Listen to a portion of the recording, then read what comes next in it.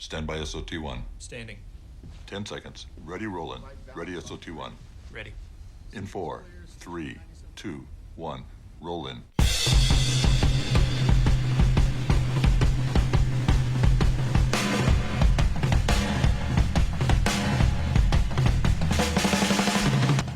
From legendary Uncle Studios in beautiful Southern California, welcome to another edition of Work Comp Matters, the central location for you employees, you employers, and of course, we haven't forgotten about you damn independent contractors. And now, here's this week's edition of Work Comp Matters. From beautiful Southern California, welcome folks to Work Comp Matters, another edition of Work Comp Matters. Also from Uncle's Studio, Steve is detained somewhere. I think Scotty beamed him up. We're trying to get the coordinates so we can get him back on board. But I'm joined by John Scalia, the madman across the water, and we are brought to you by A1 Law, the best computer management system for workers' compensation offices, $1 a day. I love our A1 Law. And by Work Comp Central, your central location for all news with regard to workers' compensation, also $1 a day. John, I'd like to ask you, how are things in Munich, Germany today? Yeah, once again, we're having somewhat strange weather, but we may have storms tonight. We may have thunderstorms coming in, but today was actually pretty pleasant. I went out running. It was quite nice, and it's warm. What's your altitude? Pardon? What's your altitude where you are? We're at about 400 or 500 meters, so that's about same as Santa Clarita, actually, about 1,100, 1,200 feet. Really? Now, do you guys ever get earthquakes? No, we let you guys have all those. Do you even have a word for earthquakes over there? Erdbebel. I love those German words. Say it again slowly, please, John. Erdbebel. Erdbebel. Yeah, okay. Yeah. Well, again, Steve may be joining us if we can get his coordinates and get Scotty to beam him down. But there has been a surge in cases of the coronavirus in California, and some experts are talking about it in terms of a second wave. The deluge of coronavirus infections continued in California as fears of another shutdown circulated, prompting health officials and infectious disease specialists to issue a familiar public warning. Wear a mask and keep your distance from people. Sound familiar, folks?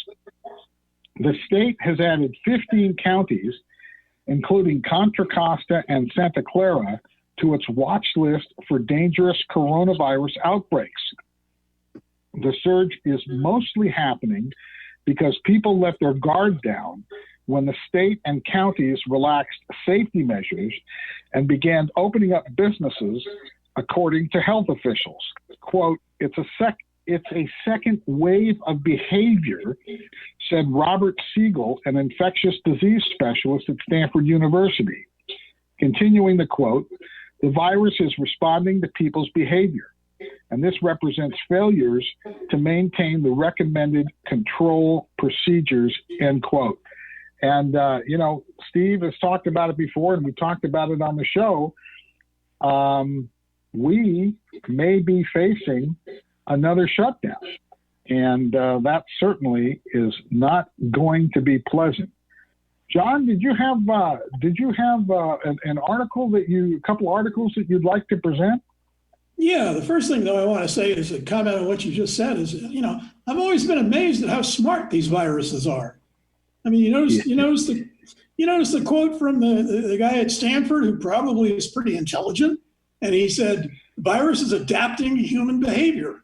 I've always wondered, how do they do that? Do they have little virus conventions? And do they say, we're going to mutate because the SOBs are going to get a vaccine, or now they're changing their behavior, so we have to strike here or there or somewhere else? I mean, it's amazing to me. It's, Well, it's my phenomenal. understanding- I mean, I think Monty Python's missing a great opportunity here. My understanding is that viruses have genetic material, so they are subject to mutation.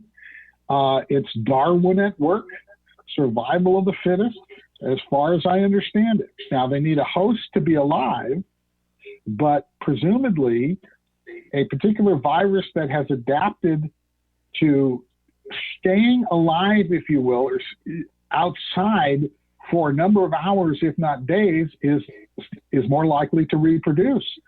So it's not necessarily that they have a mind, but evolution finds a way. You just want to take all the fun away from my narrative. I love your narrative, though. I do. I can see the could virus. J.K. Rowling sell a book if she were like you? What's that? I said, could J.K. Rowling sell a book if she thought like that? Now, who is J.K. Rowling? Certainly, you've heard of the what's his name? The wizard thing. The School of Wizardry, what's it? I'm having a senior. Oh, that is the big deal. Yeah. You didn't know she was the author?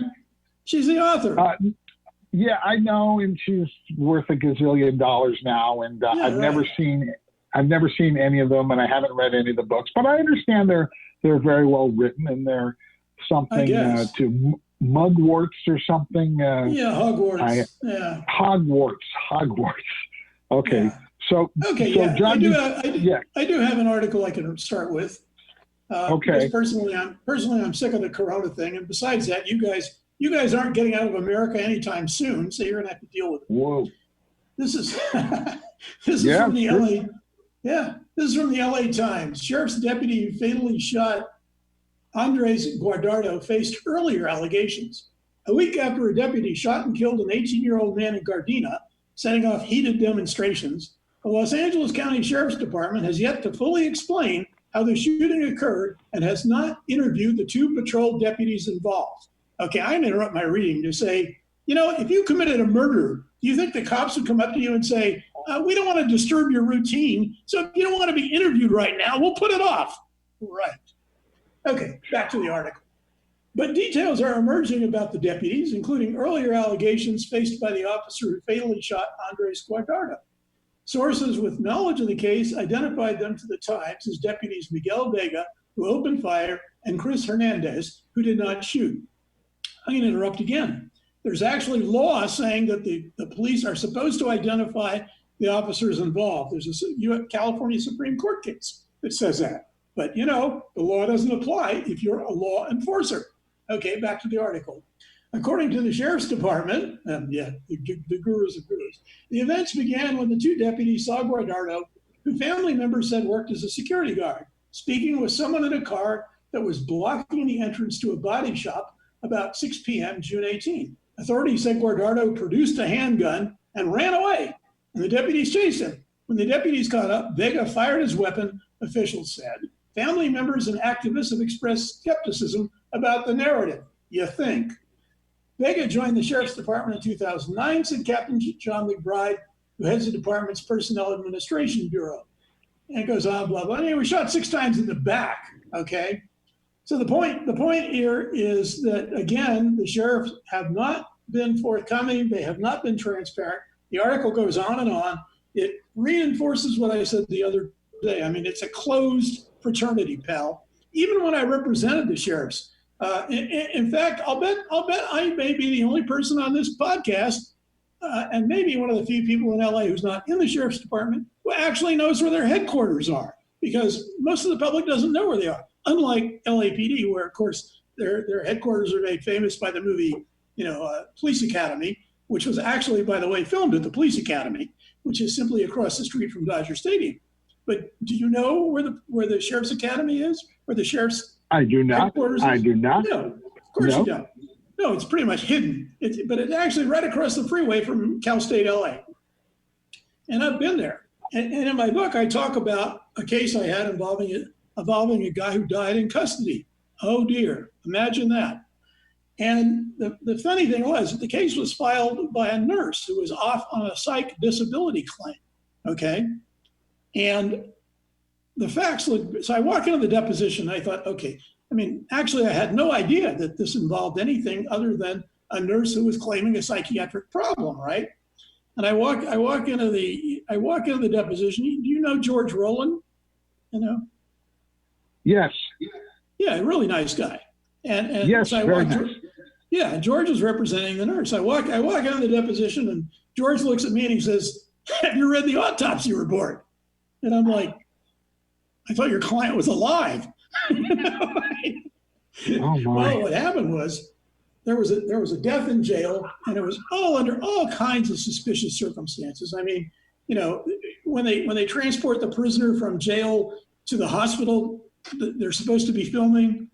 Amazingly enough, the film got erased. Gosh, I wonder how. Anyway, none of it made sense, and the nurse was hiding, and obviously things were going on. And the same night, two guys from the sheriff's department knock on her door and tell her she's being investigated for manslaughter. She's a nurse, right? Yeah. So I'm at a meeting at the sheriff's headquarters where I'm representing them on all sorts of things, and I established some rapport and everything is going along. You know, and finally I said, "Look, guys," I said, "you know, I've got this case, and I don't think anybody's telling me what really happened here. You know, I'm your lawyer. I would really like to know, you know, what went down here, because none of this makes any sense." And you know what? They weren't about to tell me. I may have been their lawyer, but I didn't have a badge and I didn't carry a gun. So they weren't about to tell me what really happened. I mean, my impression was the nurse was scared for her life. My impression was the guy may have been beaten to death in his cell, and that she saw some of it. And she was so terrified to talk because she knew what would happen to her if she did, that she went off on the psych disability leave. And that costing the county a lot of money. But it was So who was the deponent on that day? The nurse.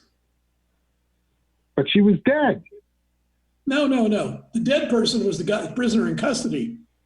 The nurse was out on a psychiatric disability because she was too afraid to talk about what she'd seen, obviously. Well, how did the deposition go? Did she disclose stuff in the... She wasn't about to admit anything. I mean, she was not about to admit. I mean, what she told me in the deposition was what I already had in the file about, you know, the time she got called to the cell. The guy looked okay. The guy said he didn't need medical assistance. And I said, "Do you speak Spanish?" She said, "No." And I said, "Well, he spoke Spanish."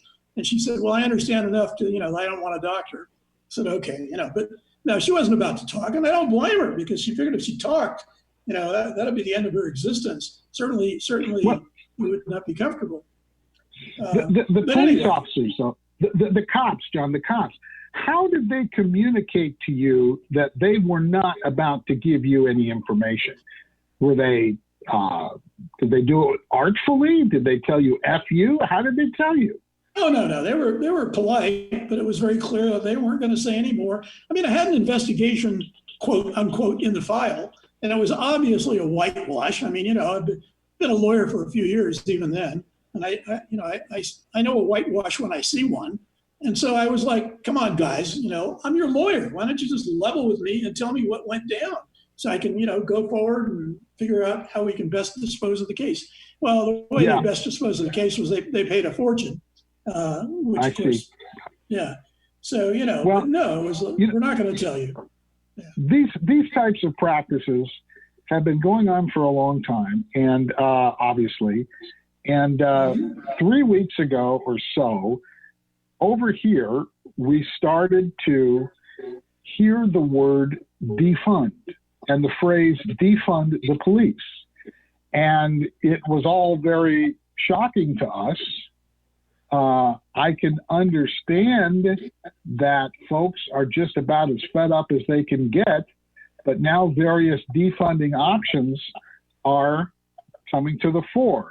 I'd like to ask you, John, a question about this after I read this story, okay? Okay. Prominent racial justice activist, police critic, and writer Shaun King published a blog post Thursday detailing what he says appears to be the first steps of a plan to kill him, devised by several former members of law enforcement. King, 40, posted on Medium that he became aware Tuesday of a chat between one-time police officers from Long Beach and other agencies on a private Facebook group that were, quote, openly plotting and planning my assassination, end quote. Now, there's this story, and there's another story from, I believe it's either North or South Carolina, where some police officers were taped talking about participating in a race war. Okay? Now, Right. John, by now you have heard the phrase defund the police. You've probably seen the news of people writing it on walls and all that kind of stuff. From your point of view, is this just an effort to get rid of the union busting, or is it really this utopian ideal that we can actually exist without police? What do you think? Well, I don't think anybody who's serious thinks we can exist without police. The defund is an unfortunate choice of words, because really what they're talking about is simply diverting funds. Okay. So, for example, in LA, I think you mentioned that originally the police budget was projected to increase by $180 million, right? So what they're saying is, well, instead of increasing the police budget by $180 million, why don't we take that money and why don't we hire psychologists to go with the police when they get a domestic violence call? Why don't we hire people who are experts at, conflict de-escalation? I mean, police officers don't know how to do that, nor should they. I mean, it's not their job. So, the intelligent approach to defunding is to say, look, let's take this money and instead of, maintaining the tanks that the military gives us, let's hire some psychologists, let's hire social workers, and on the calls that we can de-escalate, on the calls that can be handled without a police presence or just a brief police presence, let's do that. And we'll take things away from the justice system and put it back where it belongs. And I think that's a reasonable approach to enforcement.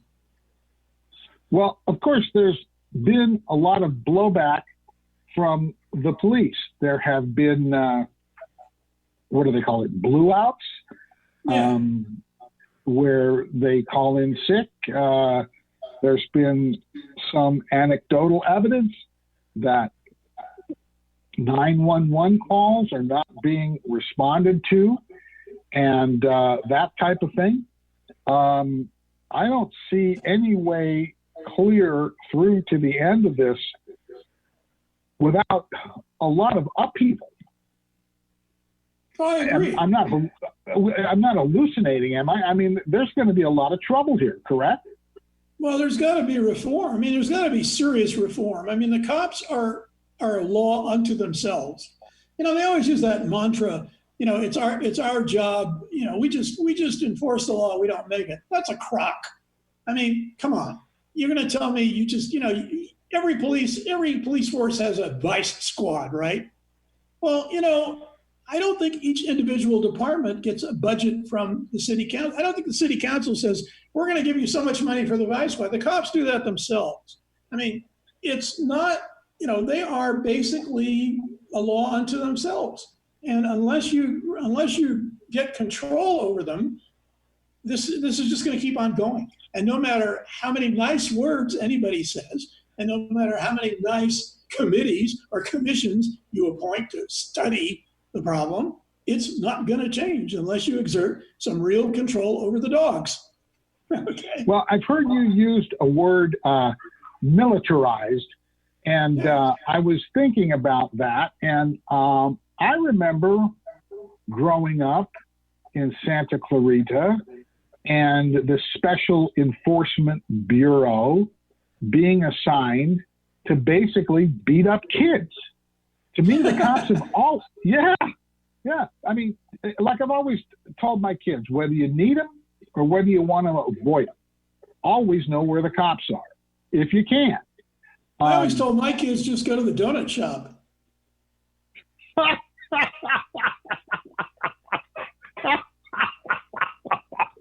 Oh my goodness. Well, and all my kids will confirm that's what I told them. I said, you need a cop, go to Winchell's. Well, there are donuts to be eaten, for crying out loud. But it seems to me that the cops have always been militarized. Growing up in San Francisco, they've gotten severely militarized. No, I mean, no. My uncle was a cop, okay, back in the day, and he was a cop in San Francisco. I mean, I'm not even sure he knew how to use his gun.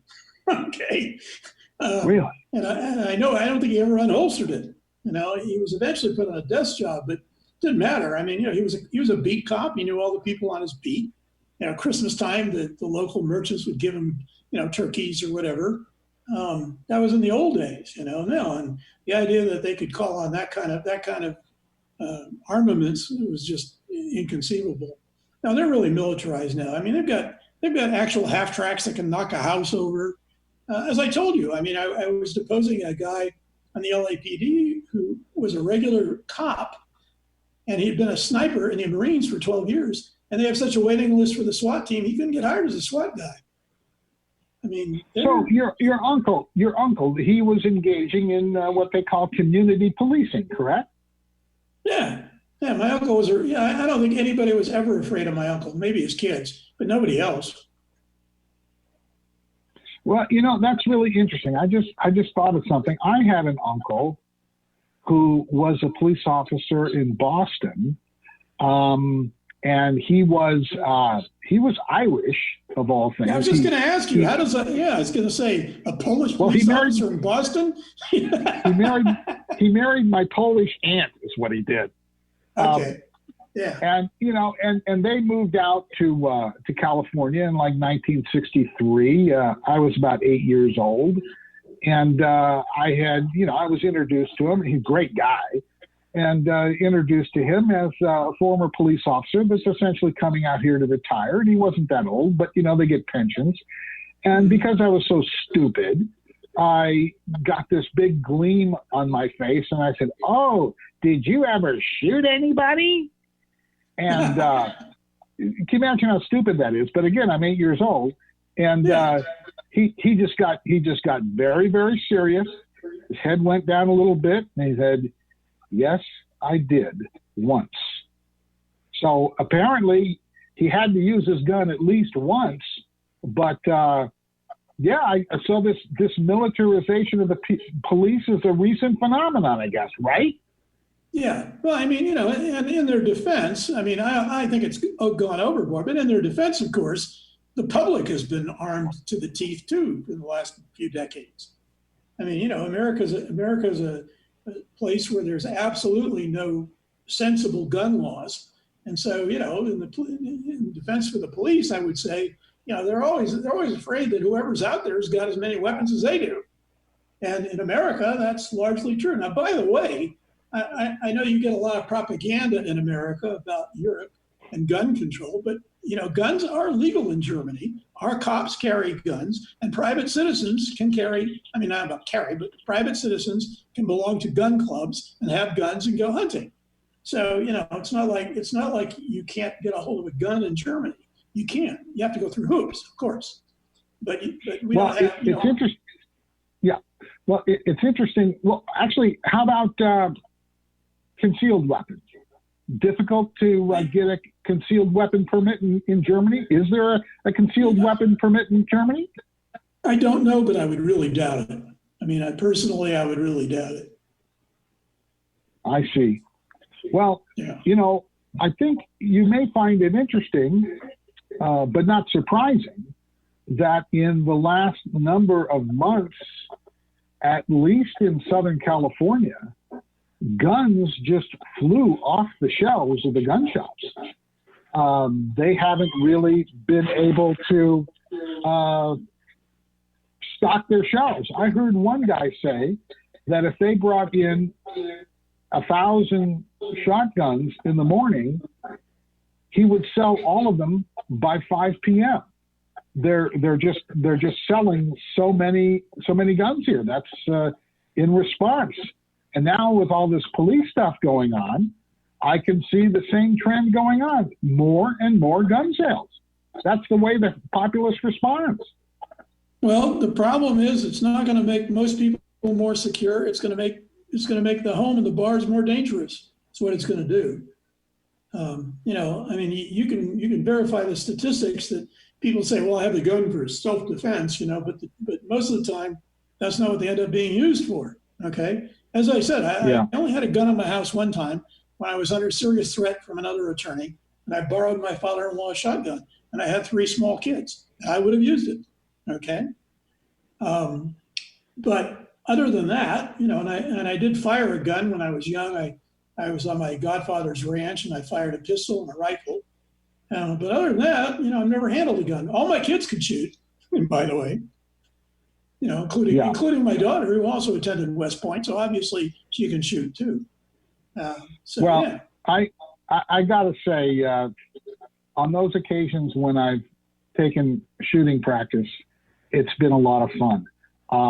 I'd like to, it's fun, but I'd like to switch gears a little bit here before we're going toward the end of the show, and Scotty has not given us Steve's coordinates, so we don't know where he is. But it was Halloween of 2018, and a real estate developer had just gotten a treat: the blessing of the Los Angeles City Council for a new high-rise in the Arts District. The real estate executive crowed in an email that it was a truly amazing accomplishment. The council had approved the tallest building yet in the Arts District, and with minimal requirements for affordable housing, according to federal prosecutors. Now, federal investigators are describing the Arts District project as one of the real estate developments entangled in an alleged criminal scheme headed by Los Angeles City Councilman Jose Huizar. So there's a little bit of evidence there. Well, go ahead. Yeah. I was going to say the only full-scale resort in Los Angeles County is out in Industry Hills. I don't know if you've ever seen it.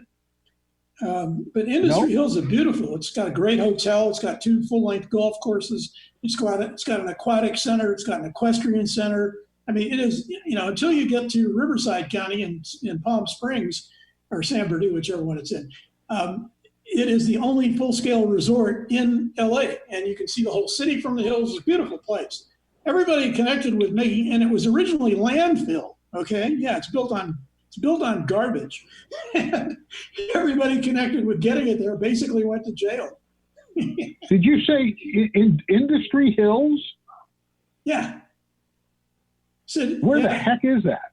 Where is that? It's east. It's City of Industry. Well, not City. No, it's not City of Industry. It's not City of Industry. It's Industry Hills. It's east.